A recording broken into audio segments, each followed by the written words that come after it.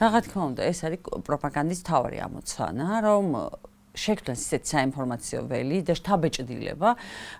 სადაც ტყუილის და მართლის გარკვევა უკვე შეუძლებელი იქნება და უნდათ გააკეთონ თითქოს ასე, რომ აი ამერიკაშიც არის თქვათ კორუფცია, სხვაგანაც იქცევიან ცუდად, საკუთარ მოქალაქეების ინტერესებს სხვა ქვეყნებიც არ იცავენ და ამიტომ დაგეშილები არიან.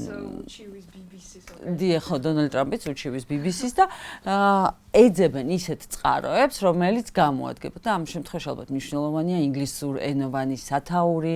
და მე არ ყვიოს ახლა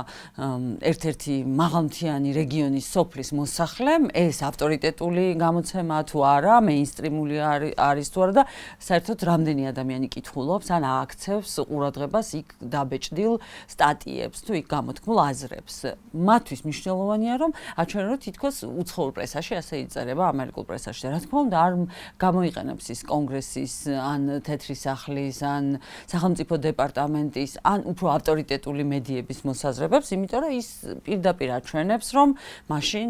საქართველოში არის რუსული რეჟიმი და ამ რუსულ რეჟიმს სამწუხაროდ აქვს პროპაგანდის რამდენიმე საშუალება, რამდენიმე არხი, ძალიან დიდი დაფარვით, დიდი რესურსებით და ვიცით რომ 21 საუკუნეში ახლა ადამიანის სულ ინფორმაციას ვერ მოусმენს, იმის რომ შემაყურებელი ყავდეს, უნდა დააბალანსო, უნდა კონდეს ток-შოუც, გასართობი გადაცემაც, უნდა კონდეს კარგი სერიალიც და მე ამათ შორის, როდესაც საინფორმაციო საშუალებას და პროგრამას გავუშვებ, შენ გექნება მუდმივად მაყურებელი, გეყოლება და გექნება რეიტინგი და ამ ყველაფრის ფუფუნება და საშუალება დღეს აქვს რა თქმა უნდა პროპაგანდისტულ არხს, ხელისუფლების მსახურებს ამის საშუალება აქვს, იმიტომ რომ ისინი პირდაპირ ბიუჯეტიდან ან ხელისუფლებასთან დაახლოებული ბიზნესმენების ჯიბეებიდან ფინანსდებიან და რაქნას კრიტიკულმა მედიამ ამ ვითარებაში, რომელსაც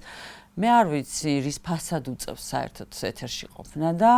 ძალიან მიხარია რომ ჯერ კიდევ ეთერში ვართ და ჯერ კიდევ ანთია ეს არხები და ეს არის თითოეული ჟურნალისტის, ოპერატორის, მემონტაჟის, ვიდეოინჟინერის, ბრძოლის, ვინც მუშაობს ტელევიზიაში, ნებისმიერი რგოლის პირადი თავგანწირვის ხარჯზე.